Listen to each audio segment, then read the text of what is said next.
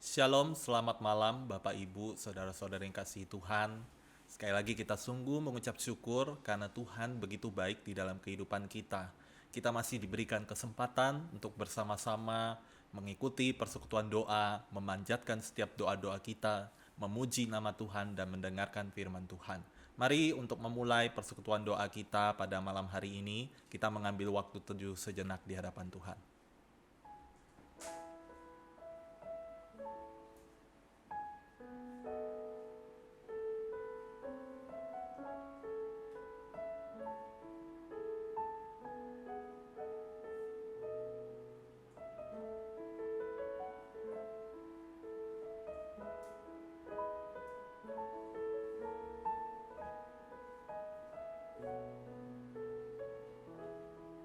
Mari kita bersama-sama berdoa. Tuhan, kami sungguh bersyukur buat kebaikan Tuhan yang masih memelihara kehidupan kami. Kami boleh ada sampai saat ini. Itu semua karena anugerah dan pertolongan Tuhan. Dan saat ini, marilah persiapkan hati setiap kami ya Tuhan, supaya ketika kami datang menghadap Tuhan, kami boleh memberikan seluruh keberadaan diri kami, hati dan pikiran kami, untuk dapat fokus dan berdoa untuk setiap diri kami dan juga untuk gereja Tuhan, untuk saudara seiman kami. Terima kasih ya Tuhan. Kami sungguh bersyukur dan kami siap untuk memulai persekutuan doa kami pada malam hari ini, hanya di dalam nama Tuhan Yesus. Amin. Bapak Ibu Saudara, setiap kita ini hidup oleh karena anugerah Tuhan. Hari lepas hari, kalau kita masih bisa melewatinya, itu semua karena anugerah dan pertolongan Tuhan. Begitu besar anugerah yang Tuhan berikan, sehingga sudah sepatutnya kita mengucap syukur. Kita naikkan rasa terima kasih kita kepada Tuhan. Kita akan naikkan pujian, besar anugerah-Mu.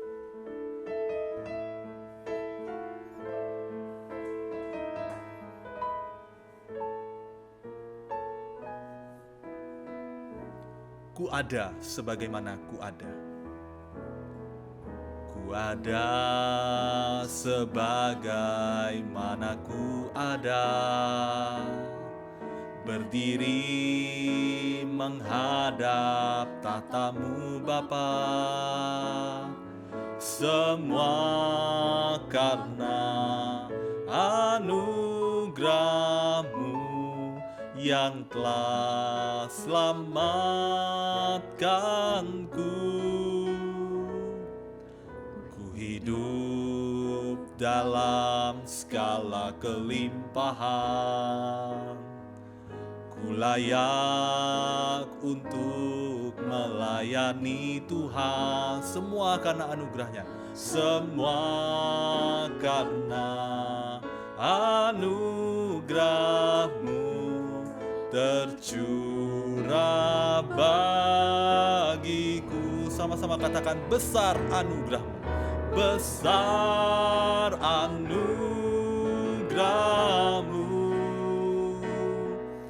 berlimpah kasih-Mu, semakin hari semakin bertambah, besar anugerah-Mu. Mari saya mengajak setiap kita untuk bersama-sama menaikkan ucapan syukur kita atas kebaikan Tuhan, pemeliharaan Tuhan di dalam kehidupan kita. Mari kita mengucap syukur, meskipun di masa-masa pandemi ini kita tahu masa-masa yang tidak mudah. Kita juga boleh mendoakan setiap kita sebagai jemaat Tuhan di dalam menghadapi masa ini, supaya setiap kita bukan hanya dipelihara oleh Tuhan, tetapi kita juga boleh bertumbuh di dalam kerohanian kita untuk dapat memiliki relasi yang dekat dengan Tuhan. Mari kita berdoa untuk kedua pokok doa ini. Bapa kami di dalam sorga, kami datang menaikkan ucapan syukur kami kepadamu. Kami tahu kami ada sebagaimana kami ada, itu semua karena anugerah Tuhan. Di masa-masa yang tidak mudah ini, masa-masa di mana kami terus bergumul, baik itu secara kesehatan, perekonomian, dan terlebih kerohanian kami ya Tuhan. Sebagai anak-anak Tuhan, Biarlah pada kesempatan ini kami kembali mengambil satu tekad, momen untuk boleh menjalin relasi dengan Tuhan, membangun relasi kami pribadi dengan Tuhan. Dan biarlah Tuhan yang memimpin setiap jemaat-Mu di gereja kami, supaya mereka boleh tetap merasakan sebuah pertumbuhan di tengah masa-masa yang tidak mudah ini. Kami percaya Tuhan tidak pernah meninggalkan setiap kami.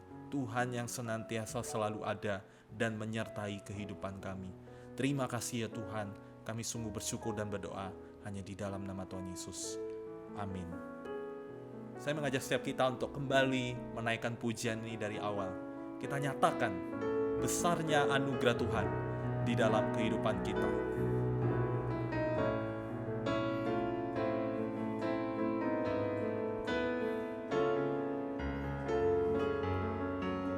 Ku ada sebagaimana ku ada. Ku ada sebagaimana ku ada, berdiri menghadap tahta-Mu Bapa.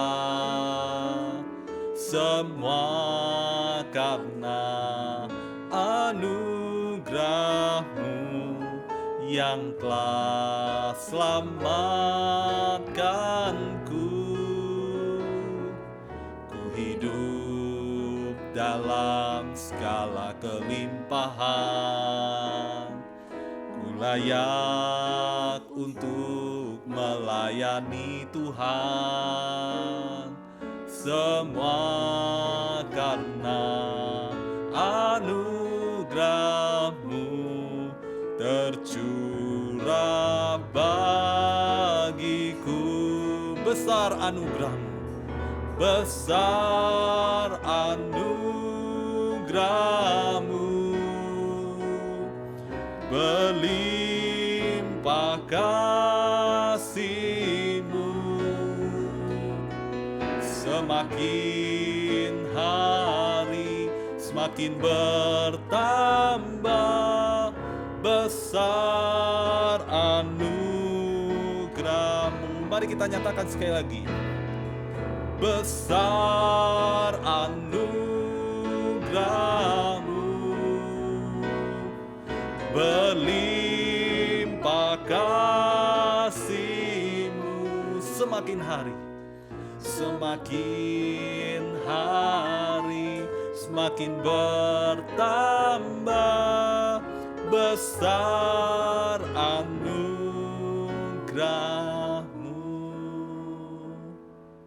Begitu besar anugerah yang Tuhan berikan kepada setiap kita.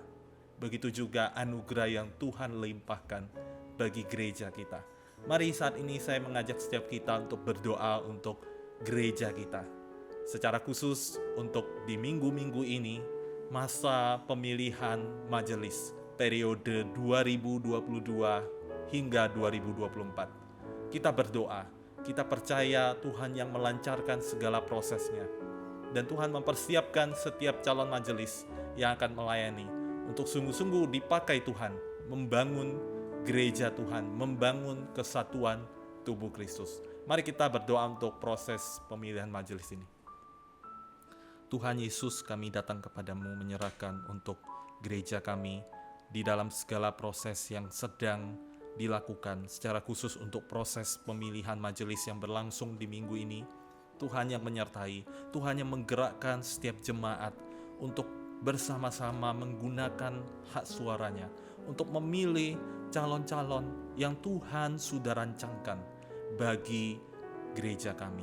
Dan kiranya setiap calon majelis yang pada akhirnya nanti akan terpilih, boleh Tuhan persiapkan untuk melayani Tuhan, untuk menjadi berkat dan membangun kesatuan tubuh Kristus secara khusus di gereja kami. Terima kasih ya Tuhan, kami serahkan segala prosesnya untuk tim panitia pemilihan calon majelis yang juga sedang bekerja.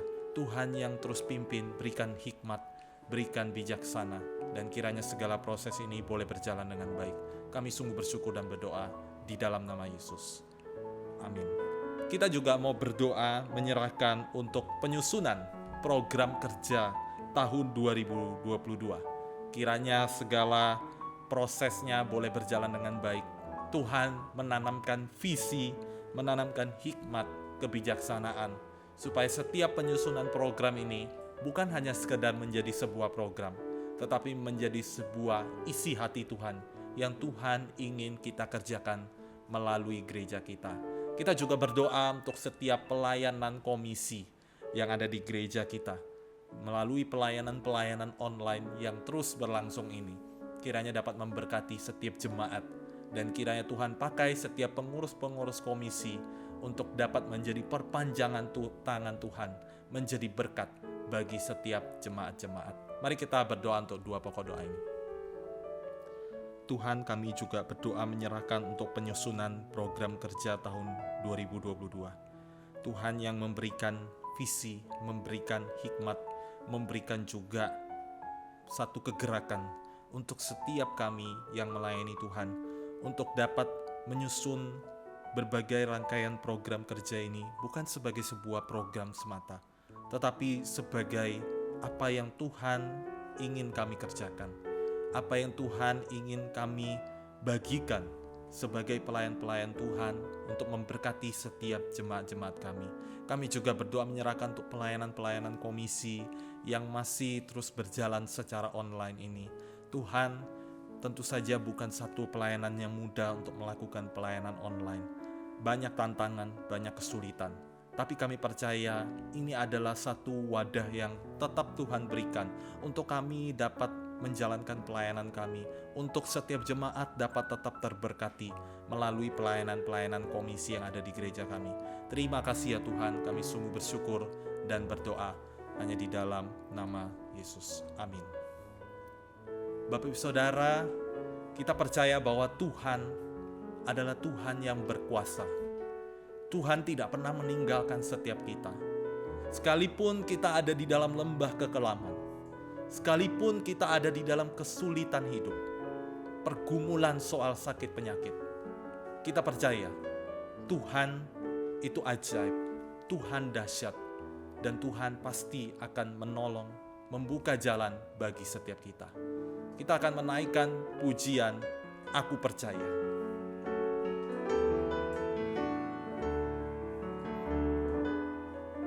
Tiada yang seperti Engkau. Tiada yang seperti Engkau, begitu mengasihiku. Kau Tuhan sanggup menjawab semua seru doaku. Tiada yang seperti Engkau, begitu mengasihiku. Kau Tuhan sanggup melawan seluruh kehidupanku. Aku percaya Tuhanku ajaib. Kau turun tangan memulihkanku. Aku percaya Tuhanku dahsyat. Kau turun tangan memberkatiku. Saat ini kita mau bersama-sama berdoa untuk beberapa jemaat kita yang sedang dalam keadaan lemah tubuh. Kita berdoa untuk Bapak Susanto Wijaya, suami dari Ibu Kam Maven yang sedang menjalani perawatan pasca mengalami sakit stroke. Kita berdoa untuk Ibu Eng Sakyun, mama dari Ibu Karisma yang mengalami syaraf leher terjepit dan juga mengalami sakit stroke. Kita berdoa untuk Ibu Lee Tio Chun, mama dari penginjil Lindawati yang sedang dalam keadaan lemah tubuh dan di dalam proses pemulihan. Kita berdoa untuk Ibu Wati Choa, mama dari Ibu Intan yang mengalami sakit demensia. Tuhan yang melawat, Tuhan yang menolong, membuka jalan untuk menyembuhkan. Kita berdoa untuk Ibu Ong Chung Yen, anak dari Ibu Li Ikming yang juga mengalami benjolan di rahim dan di dalam proses perawatan. Tuhan yang memberkati. Kita juga berdoa untuk Bapak Hendro di dalam proses pemulihan pasca keluar dari rumah sakit. Kiranya Tuhan yang melawat dan menyembuhkan serta memulihkan. Mari kita bersama berdoa untuk setiap jemaat kita yang di dalam keadaan lemah tubuh. Bapa kami di dalam sorga, saat ini kami datang kepadamu menyerahkan setiap jemaat-jemaat kami yang di dalam keadaan lemah tubuh. Kami berdoa untuk Bapak Susanto Wijaya yang pasca mengalami sakit stroke dan mengalami proses perawatan pemulihan. Tuhan yang tolong, Tuhan menyatakan kuasa-Mu untuk boleh memulihkan Bapak Susanto. Kami juga berdoa menyerahkan itu untuk Ibu Eng Sakyun, mama daripada Ibu Karisma, yang juga di dalam proses perawatan syaraf leher terjepit dan sakit stroke. Tuhan yang menolong proses pemulihannya. Kami juga berdoa untuk Ibu Li Tio Chun, mama dari penginjil Lindawati yang sedang dalam keadaan tubuh. Tuhan yang melawat, menolong proses pemulihannya. Kami juga berdoa menyerahkan untuk Ibu Wati Choa, mama dari Ibu Intan yang mengalami sakit demensia. Tuhan yang menolong, memberikan penghiburan, memberikan sukacita juga kepada keluarga yang merawat, dan kiranya kami percaya Tuhan tidak pernah meninggalkan mereka. Kami juga berdoa menyerahkan untuk Ibu Ong Chung Yen, anak daripada Ibu Li Ikming yang mengalami benjolan di rahim. Tuhan yang menyatakan kuasa-Mu, Tuhanlah yang memulihkan prosesnya. Kami juga berdoa menyerahkan untuk Bapak Hendro yang pasca keluar daripada rumah sakit dan menjalani proses perawatan pemulihan. Tuhan yang menolong, Tuhan yang memakai setiap obat-obatan untuk boleh menyembuhkan dan memulihkan. Terima kasih ya Tuhan untuk setiap jemaat-jemaat kami yang lain, kami serahkan ke dalam pimpinan-Mu. Kami berdoa di dalam nama Tuhan Yesus. Kita juga mau berdoa menyerahkan untuk setiap jemaat dan keluarga yang terpapar COVID-19. Tentu bukan sesuatu yang mudah di dalam proses pemulihan, menjalani isolasi, ada banyak kebimbangan, ada banyak kekhawatiran. Mari kita berdoa, kita menyerahkan setiap jemaat-jemaat yang kita tahu, kita boleh sebutkan namanya. Kita boleh minta pimpinan Tuhan, bukan hanya memberikan kesembuhan, tetapi Tuhan memberikan hati yang damai, yang sukacita. Tuhan yang menolong. Mari kita bersama-sama berdoa untuk setiap jemaat-jemaat dan keluarganya. Tuhan, kami berdoa menyerahkan untuk setiap jemaat-jemaat yang kami ketahui yang saat ini di dalam proses pemulihan pasca terdampak virus COVID-19. Bukan sesuatu yang mudah ketika harus menjalani proses pemulihan, isolasi mandiri. Tuhan, di tengah masa yang tidak mudah itu, mungkin ada banyak sekali kekhawatiran, kecemasan yang dialami. Tapi kami percaya Tuhanlah sumber damai sejahtera itu. Tuhanlah sumber sukacita. Sehingga setiap jemaat kami yang saat ini sedang bergumul di dalam proses pemulihan, mereka tidak lupa Tuhan.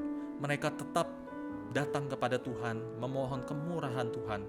Dan kami percaya justru melalui momen ini, semakin hari kami semakin diingatkan untuk memiliki relasi yang dekat dengan Tuhan. Tanpa Tuhan kami ini bukan siapa-siapa, kami ini bukan apa-apa. Tetapi dengan Tuhanlah kami menyerahkan seluruh hidup kami. Terima kasih ya Tuhan, Tuhan yang menolong setiap proses pemulihan yang terus dijalani oleh setiap jemaat-jemaat kami. Kami bersyukur dan berdoa di dalam nama Tuhan Yesus. Kita naikkan pujian ini sekali lagi. Aku percaya Tuhanku dahsyat, Kau turun tangan memulihkanku.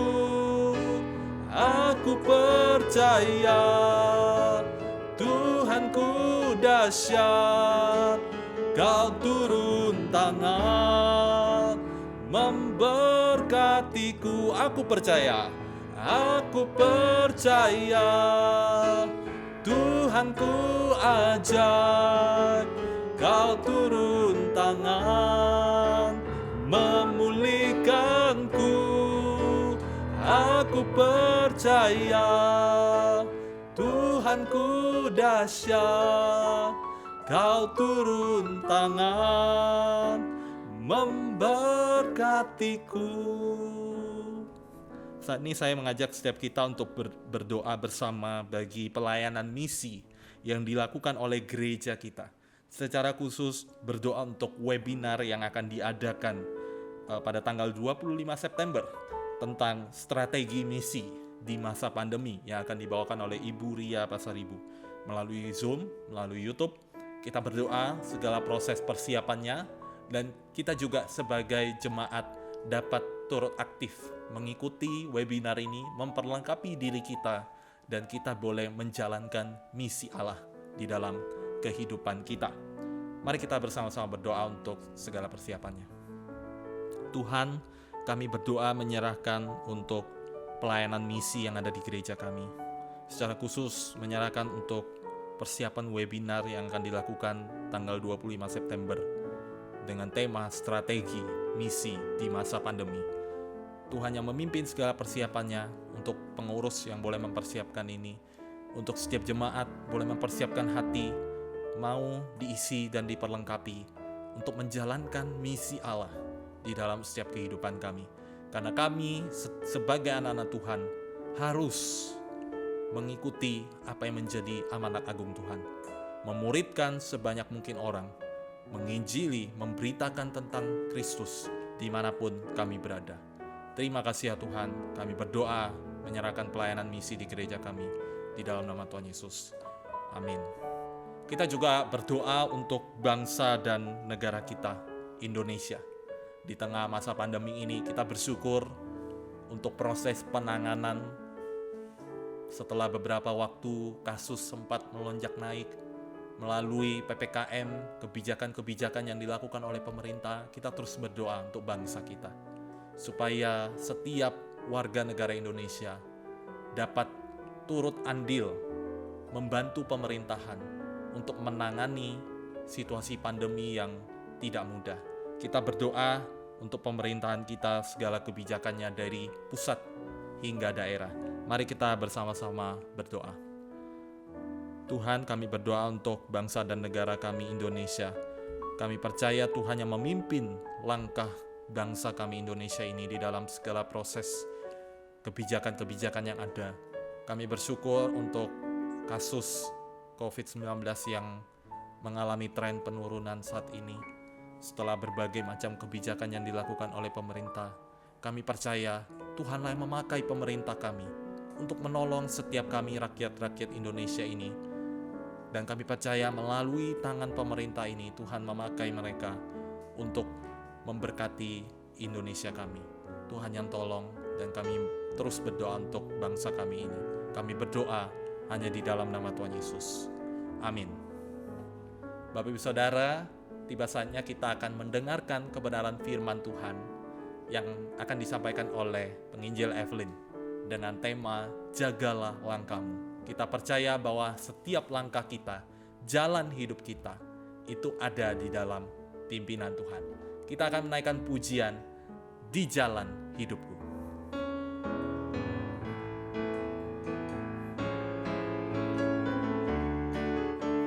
Di jalan hidup setiap kita, Tuhanlah sobat yang setia, yang senantiasa ada di dalam kehidupan kita. Di hidupku, ku ada sobat yang setia, yang senantiasa berjalan sertaku.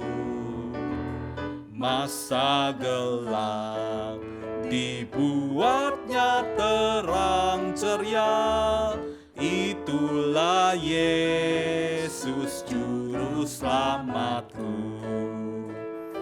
Ku tak cemaskan jalan yang naik turun, lewat lembah dan gunung yang terjal,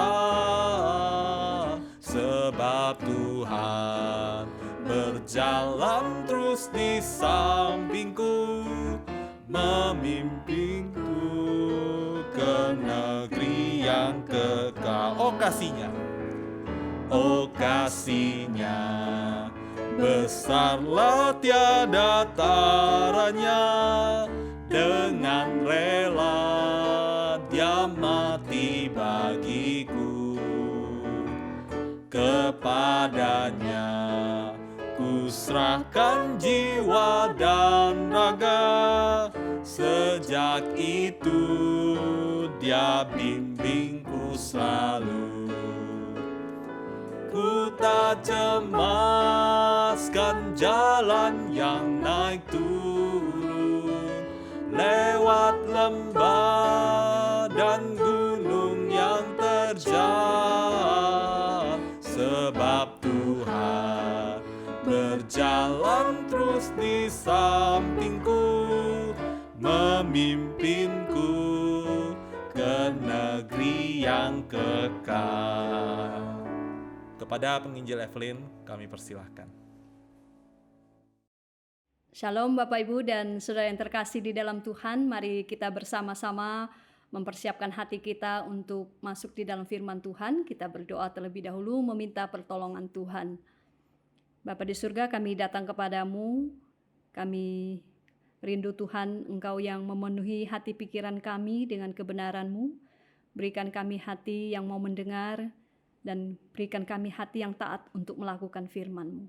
Terima kasih Tuhan, berkati waktu ini, setiap kami yang berbicara maupun yang mendengarkan, biarlah firman Tuhan boleh menjadi berkat bagi setiap kami. Di dalam nama Tuhan Yesus kami berdoa. Amin. Bapak Ibu, malam hari ini kita akan melihat satu tema, merenungkan satu tema, yaitu jagalah langkahmu. Mari kita buka satu bagian firman Tuhan dari Pengkhotbah pasal yang keempat ayat 17 sampai 5 ayat yang ke-6. Saya akan membacakannya untuk kita sekalian. Jagalah langkahmu kalau engkau berjalan ke rumah Allah. Menghampiri untuk mendengar adalah lebih baik daripada mempersembahkan korban yang dilakukan oleh orang-orang bodoh, karena mereka tidak tahu bahwa mereka berbuat jahat. Janganlah terburu-buru dengan mulutmu, dan janganlah hatimu lekas-lekas mengeluarkan perkataan di hadapan Allah, karena Allah ada di sorga dan engkau di bumi. Oleh sebab itu, biarlah perkataanmu sedikit. Karena sebagaimana mimpi disebabkan oleh banyak kesibukan, demikian pula percakapan bodoh disebabkan oleh banyak perkataan. Kalau engkau bernazar kepada Allah, janganlah menunda-nunda menepatinya, karena Ia tidak senang kepada orang-orang bodoh. Tepatilah nazarmu. Lebih baik engkau tidak bernazar daripada bernazar tetapi tidak menepatinya. Janganlah mulutmu membawa engkau ke dalam dosa, dan janganlah berkata di hadapan utusan Allah bahwa engkau khilaf. Apakah perlu Allah menjadi murka atas ucapan-ucapanmu dan merusakkan pekerjaan tanganmu? Karena sebagaimana mimpi banyak, demikian juga perkataan sia-sia banyak. Tetapi takutlah akan Allah. Nah, saudara yang terkasih di dalam Tuhan, minggu-minggu yang lalu kita sudah melihat setelah pengkhotbah melihat kesia-siaan atas segala sesuatu yang terjadi di bawah matahari. Kesia-siaan atas pengejaran akan hikmat, pengejaran akan kuasa, pengejaran akan harta kekayaan. Sekarang kita melihat di bagian ini pengkhotbah beralih kepada kesia-siaan ibadah yang kosong di hadapan Allah. Nah, saudara, kita mengingat kembali bahwa ibadah itu merupakan satu respon aktif kita di hadapan Tuhan, di mana di dalam ibadah itu kita menyatakan bahwa Dia adalah Allah yang layak untuk kita sembah. Ketika kita melakukan ibadah, itu sesuatu yang aktif, sesuatu yang harus kita ikuti. Ketika kita bicara tentang ibadah, itu sesuatu respon kita kepada Allah. Itu bukan hanya sekedar perasaan hati kita atau suasana hati kita yang ditonjolkan di situ. Ibadah bukan juga sebuah ritual yang kita kerjakan. Ibadah juga bukan datang dari rasa kewajiban kita, tetapi ibadah yang kita lakukan itu merupakan satu ekspresi kasih kita yang tertinggi kepada Allah kita. Oleh karena itu, saudara, berkaitan dalam hal ibadah ini, di dalam Pengkhotbah 4 ayat 17, itu pengkhotbah memberikan satu peringatan yang sangat keras bagi kita. Di situ dikatakan, jagalah langkahmu. Nah, saudara, terjemahan lain menggambarkan kepada kita bahwa kita harus berjalan dengan bijaksana. Kita harus berhati-hati dengan apa yang kita lakukan. Nah, saudara, ketika kita beribadah kepada Tuhan atau ketika kita pergi ke gereja, Saudara, kita tidak hanya melakukan ibadah, kita tidak hanya sekedar pergi ibadah, kemudian merasa kita sudah melakukan sesuatu kebaikan bagi Tuhan. Atau kita merasa kita sudah menyenangkan hati Tuhan dengan ibadah yang kita lakukan. Nah saudara, ketika pengkhotbah berkata, jagalah langkahmu. Nah, pengkhotbah ingin supaya kita memperhatikan bagaimana kita berjalan ke rumah Tuhan. Dan dalam hal ini berkaitan dengan sikap kita di hadapan Tuhan. Saudara yang terkasih di dalam Tuhan, sikap kita yang pertama yaitu sikap kita di dalam ibadah. Ibadah itu sesungguhnya itu sudah dimulai sebelum ibadah itu dimulai. Nah, saudara, saya ulangi, ibadah yang sesungguhnya dimulai sebelum ibadah itu sendiri dimulai. Bagaimana kita mempersiapkan diri untuk menyembah Tuhan itu menunjukkan gambaran yang sebenarnya dari apa yang kita pikirkan tentang Tuhan. Ketika kita mau beribadah, apakah kita memastikan bahwa kita masuk di dalam ibadah dengan penuh perhatian dan sengaja mempersiapkan diri untuk menyembah Tuhan? Sikap kita atau cara kita menghampiri Tuhan bisa menjadi halangan bagi kita untuk mendengarkan firman Tuhan. Jika kita tidak siap untuk mendengar firman Tuhan, maka pengkhotbah tadi mengatakan upaya kita untuk beribadah itu hanya sebagai satu persembahan yang bodoh di hadapan Tuhan. Saudara, kita lihat kelanjutan dari pasal yang keempat ayat 17 ini. Menghampiri untuk mendengar adalah lebih baik daripada mempersembahkan korban yang dilakukan oleh orang-orang bodoh, karena mereka tidak tahu bahwa mereka berbuat jahat. Nah, sesudah pengkhotbah mengatakan jagalah langkahmu, ada nasihat selanjutnya bahwa ketika kita berjalan ke rumah Allah, ketika kita menghampiri Tuhan, kita menghampiri untuk mendengarkan Tuhan. Saudara, di dalam Alkitab banyak sekali mengingatkan kepada kita perlunya mendengar. Ketika Musa mau menyampaikan firman Tuhan kepada bangsa Israel, ketika mengumpulkan bangsa Israel, Musa akan berkata, dengarlah hai Israel. Yesus juga ketika dia mengajar orang banyak, Yesus berkata, barang siapa memiliki telinga, hendaklah ia mendengar. Kita juga lihat di dalam surat-surat kepada 7 jemaat yang ada di dalam kitab Wahyu, selalu diakhiri dengan, barang siapa bertelinga, hendaklah ia mendengarkan apa yang dikatakan Roh kepada jemaat-jemaat. Nah saudara, mendengar. Pengkhotbah menggunakan kata mendengar ini berarti lebih dari sekedar mendengarkan firman, tetapi mendengarkan dengan cermat dan kemudian mematuhi apa yang kita dengar itu, saudara. Kalau kita lihat ada yang dikatakan orang bodoh di situ. Nah, saudara, orang bodoh datang mendekat Tuhan bukan untuk mendengar, tetapi berbicara. Berbicara dengan melakukan itu. Dia melakukan apa yang dikatakan pengkhotbah tadi, mempersembahkan korban yang bodoh. Saudara, di zaman Salomo, persembahan korban di bait suci itu merupakan satu bagian penting di dalam ibadah orang Yahudi pada waktu itu. Tetapi hal ini pun bisa menjadi tidak berarti, menjadi kosong kalau sikap hati orang itu tidak benar ketika dia membawa persembahan di hadapan Tuhan. Dan saya percaya Raja Salomo pada waktu itu pun sudah belajar kebenaran ini dari ayahnya yang bernama Daud. Daud di dalam Mazmur 51 ayat 18 sampai 19 pernah mengatakan demikian. Sebab engkau tidak berkenan kepada korban sembelihan, sekiranya ku persembahkan korban bakaran, engkau tidak menyukainya.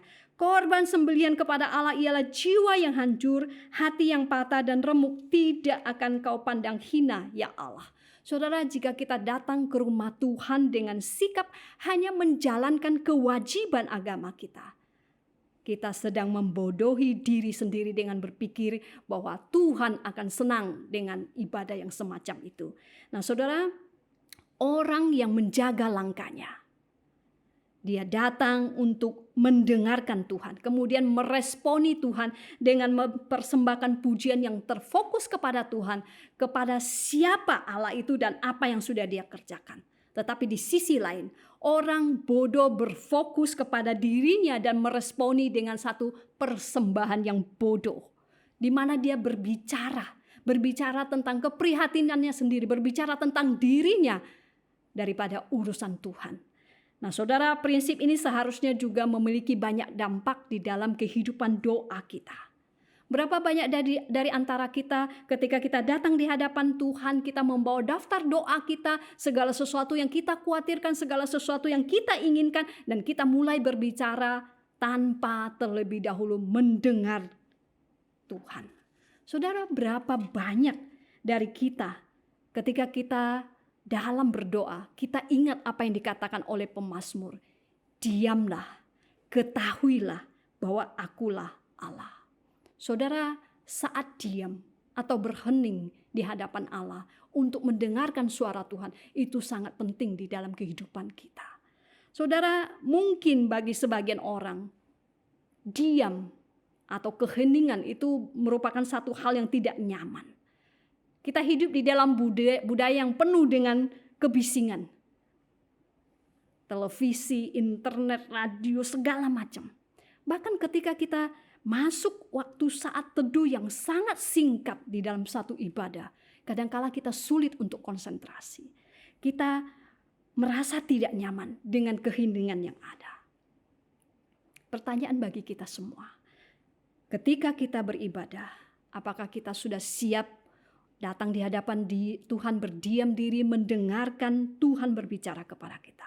Atau kita hanya ingin berbicara sebelum mendengarkan?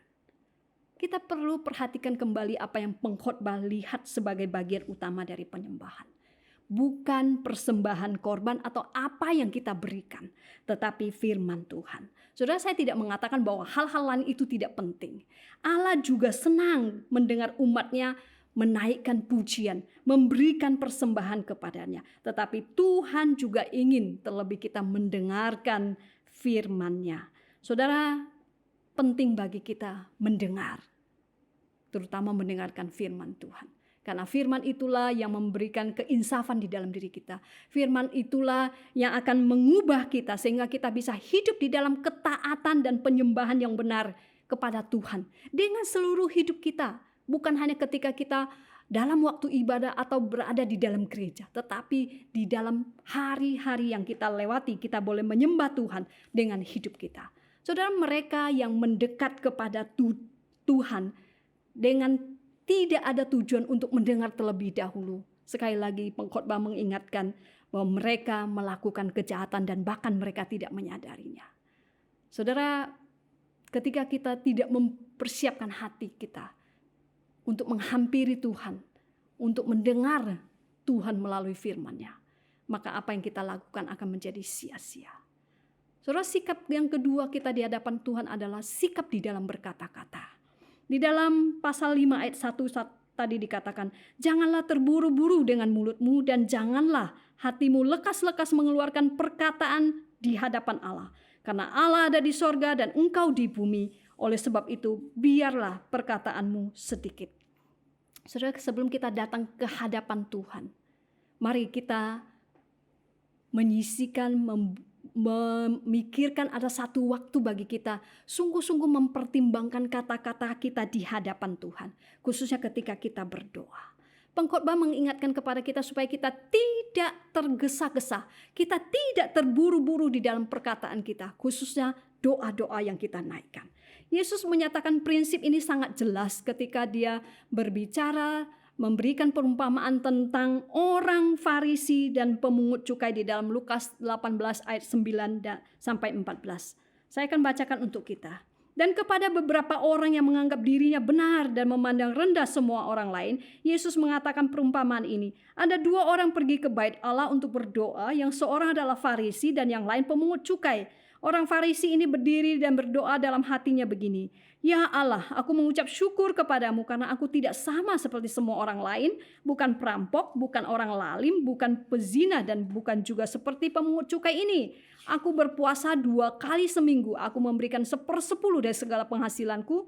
Tetapi pemungut cukai itu berdiri jauh-jauh, bahkan ia tidak berani menengadah ke langit, melainkan ia memukul diri dan berkata, ya Allah, kasihanilah aku orang berdosa ini. Aku berkata kepadamu, Orang ini pulang ke rumahnya sebagai orang yang dibenarkan Allah dan orang lain itu tidak. Sebab barang siapa meninggikan diri, ia akan direndahkan, dan barang siapa merendahkan diri, ia akan ditinggikan. Nah, saudara, orang Farisi ini adalah contoh yang sangat sempurna. Contoh yang sangat jelas dari orang yang gegabah dengan mulutnya, yang berbicara tergesa-gesa di hadapan Tuhan.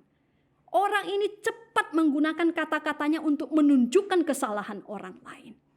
Nah, saudara, seperti orang Farisi ini, ada sebagian orang yang tidak tahu bagaimana cara berpikirnya. Dia berpikir ketika mereka menunjukkan kesalahan orang lain, maka kerohanian mereka menjadi meningkat.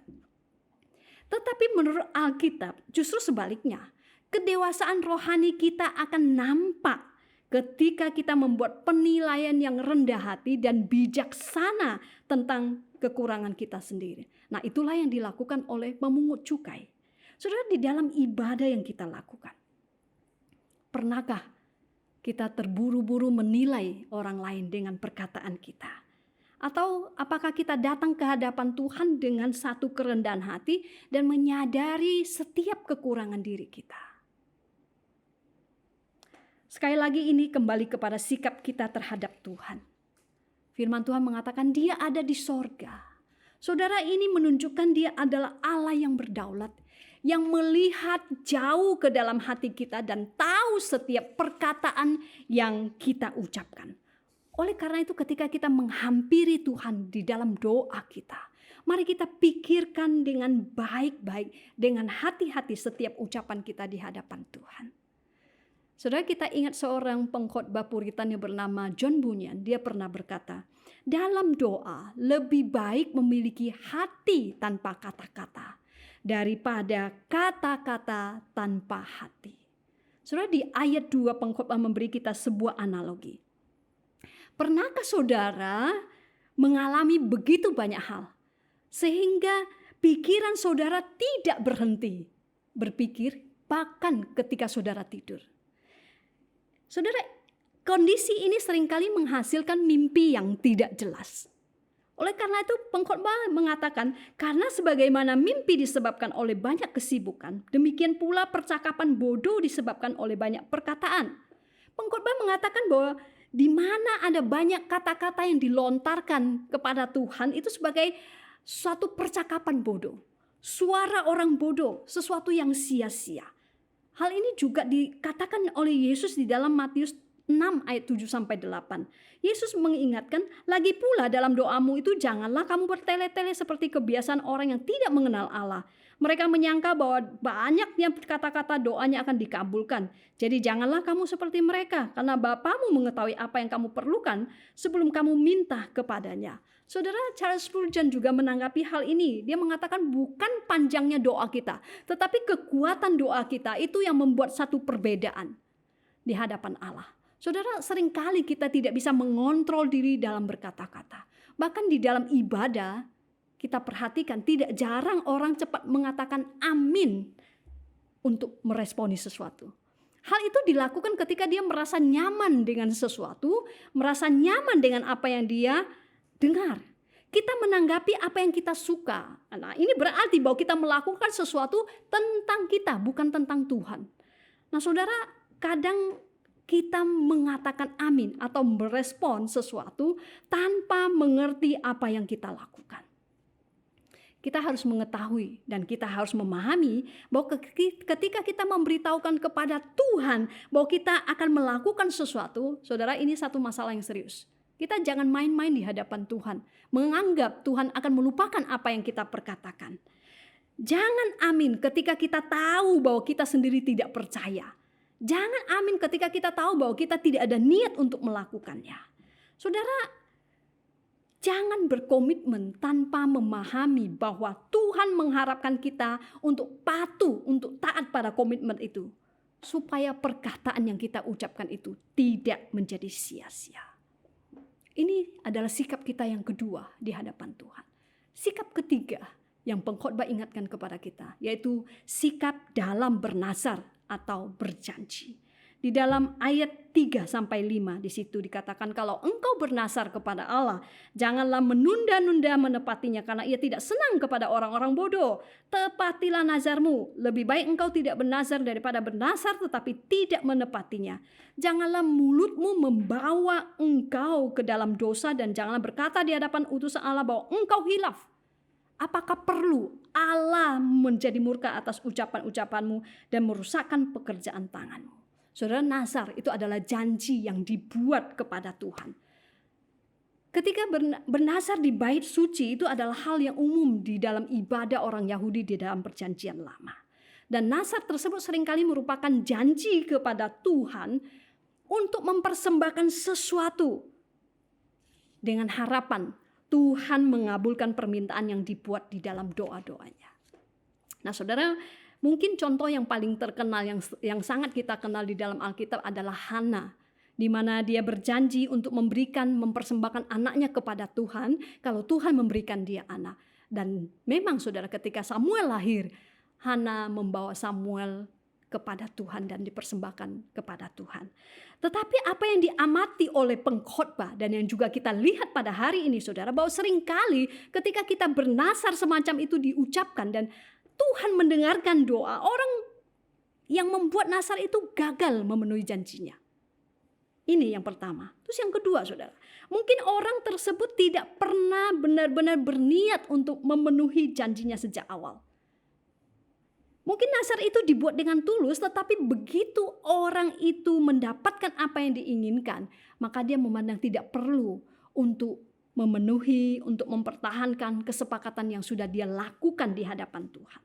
Atau mungkin saudara, seperti yang disinggung oleh pengkhotbah di dalam bagian ini, orang tersebut mengklaim bahwa dia salah bernazar. Dia melakukan kesalahan, khilaf. Saudara, itu sebabnya kita bukan saja tidak boleh tergesa-gesa di dalam ibadah, di dalam kata-kata atau doa kita, tetapi kita juga tidak boleh tergesa-gesa di dalam mengucapkan janji kita kepada Tuhan. Tetapi ini sekali lagi adalah masalah integritas. Dan Alkitab dengan jelas menyatakan bahwa Tuhan menginginkan integritas dalam diri kita, dalam ibadah yang kita lakukan, bahkan di dalam kehidupan kita sehari-hari. Di dalam Ulangan 23 ayat 21-23 itu ditegaskan sekali lagi pentingnya menjaga janji yang sudah kita ucapkan. Di situ dikatakan, apabila engkau bernazar kepada Tuhan, janganlah engkau menunda-nunda memenuhinya, sebab tentulah Tuhan Allahmu akan menuntutnya daripadamu, sehingga hal itu menjadi dosa bagimu. Tetapi apabila engkau tidak bernazar, maka hal itu bukan menjadi dosa bagimu.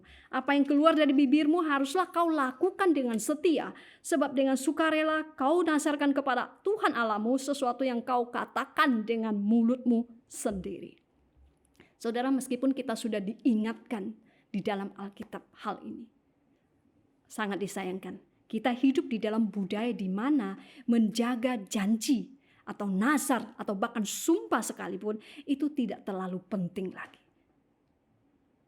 Apa yang kita janjikan kadang-kala kurang dihargai. Dan bahkan gereja pun terkena dampaknya, saudara. Ketika menikah, orang berjanji di hadapan Tuhan satu sama lain untuk saling mengasihi apapun keadaannya. Dan sayangnya ada saja orang Kristen yang tidak bisa menjaga janji itu. Itu sebabnya pasangan yang baru menikah selalu diingatkan untuk tidak melanggar janji pernikahan mereka. Karena ketika mereka melanggar janji itu dalam satu bidang kehidupan mereka, maka akan menjadi lebih mudah untuk melakukannya di lain waktu. Nah, saudara, ayat 5 mengingatkan kita bahwa dengan tidak mempertimbangkan dengan baik apa yang kita lakukan, maka mulut kita akan menyebabkan kita berdosa dan mendatangkan murka Allah kepada diri kita sendiri. Oleh karena itu kita harus berhati-hati mempertimbangkan perilaku kita, baik di dalam maupun di luar ibadah, karena mengingat siapa Tuhan dan apa yang dapat dilakukannya. Jadi jika kita tidak hati-hati menjaga langkah kita, atau tidak memperhatikan kata-kata kita, atau tidak menepati janji kita, saudara, ibadah kita pun akan menjadi ibadah yang kosong, yang sia-sia. Lalu bagaimana kita bisa menjaga langkah kita, tidak jatuh di dalam ibadah yang sia-sia dan kosong? Kalimat terakhir di ayat ke-6 memberitahukan kepada kita, takutlah akan Allah. Takutlah akan Allah. Saudara, ini merupakan inti dari pesan seluruh perikop yang kita baca pada malam hari ini. Takut, yare, saudara. Itu menunjukkan hormat. Ketika kita berdiri di hadapan Allah, kita berdiri dengan kekaguman kepada Allah. Menghormati siapa Tuhan itu dan apa artinya Dia di dalam hidup kita dan bagi kita. Orang yang menjaga langkahnya, yang hidupnya takut akan Tuhan, mengenal dan mengakui bahwa Tuhan ada di sorga dan kita ada di bumi. Sehingga di dalam ibadahnya itu ia hanya akan berfokus kepada Tuhan, bukan kepada dirinya sendiri. Saudara, kita hidup di dalam, sekali lagi, dalam budaya yang semakin fokus kepada diri sendiri. Seperti yang kita lihat. Seorang jemaat atau seorang Kristen, ya, dia bisa memilih apa yang dianggap bisa memenuhi kebutuhannya. Dia bisa menyesuaikan Tuhan dengan apa yang dia inginkan daripada dia mengutamakan Tuhan, daripada dia memandang siapa Tuhan yang sebenarnya. Saudara yang terkasih di dalam Tuhan, seorang penulis, Patrick Morley, pernah berkata tentang masalah kekristenan budaya ini, saudara. Dia mengatakan kekristenan dalam budaya itu berarti mengejar Tuhan yang kita inginkan. Mengejar Tuhan yang kita inginkan daripada Tuhan yang ada.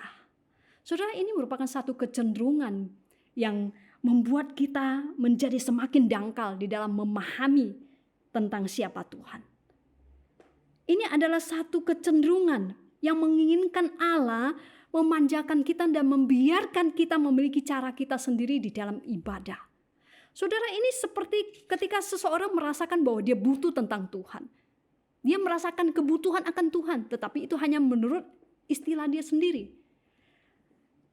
Ketika orang menginginkan Tuhan hanya sebagaimana yang dia inginkan, dia sudah menempatkan Allah sebagai Allah yang relatif, bukan lagi Allah yang absolut.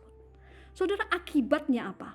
Kita beribadah bukan lagi untuk mendengarkan Tuhan, melainkan kita ingin dihibur, melainkan diri kita ingin dibuat merasa lebih baik, atau kita ingin kebutuhan kita dipenuhi dari apa yang kita dengar. Akhirnya, saudara, kita akan lebih banyak berbicara tentang diri kita dan sangat sedikit berbicara atau mendengarkan Tuhan sendiri. Saudara, apa dan bagaimana sikap kita terhadap Tuhan? Bukan hanya tentang apa yang kita pikirkan, tetapi bagaimana tindakan kita dalam ibadah, di dalam perkataan kita maupun janji kita. Itu akan mencerminkan apa yang kita katakan, bahwa kita percaya kepada Tuhan, bahwa kita hidup takut akan Tuhan. Saudara, ketika kita hidup takut akan Tuhan, 3 sikap tadi. Sikap di dalam ibadah, sikap di dalam berkata-kata atau doa, sikap di dalam membuat janji. Itulah yang akan mencerminkan apakah benar kita memiliki rasa takut yang sehat atau rasa hormat kita kepada Tuhan dengan sungguh-sungguh di hadapan Tuhan. Saudara, ketika kita memiliki hati yang takut akan Allah, itu akan menjadi awasan bagi kita untuk menjaga langkah kita di hadapan Tuhan. Kiranya firman Tuhan ini menjadi berkat buat kita semua. Mari kita berdoa. Bapa, sekali lagi kami mengucap syukur untuk firman Tuhan yang mengingatkan kepada setiap kami bagaimana kami harus bersikap di hadapan Tuhan. Baik ketika kami beribadah, baik ketika kami berkata-kata, baik ketika kami berdoa maupun ketika kami membuat janji di hadapan Tuhan. Bukan saja itu kami lakukan ketika kami sedang beribadah kepada Tuhan, tetapi di dalam kehidupan keseharian kami tahu Tuhan Engkau membutuhkan integritas diri kami, sehingga apa yang kami lakukan, khususnya ibadah kami, tidaklah menjadi ibadah yang sia-sia dan kosong. Terima kasih Tuhan untuk peringatan yang Engkau berikan kepada setiap kami, dan biarlah Engkau memberikan keawasan di dalam hati kami, menjadi orang-orang yang senantiasa hidup takut akan Tuhan. Terima kasih Bapa di surga, dalam nama Tuhan Yesus kami berdoa. Amin. Bapak Ibu yang terkasih dalam Tuhan, kebaktian doa kita sampai di sini. Kiranya Tuhan memberkati kita semua.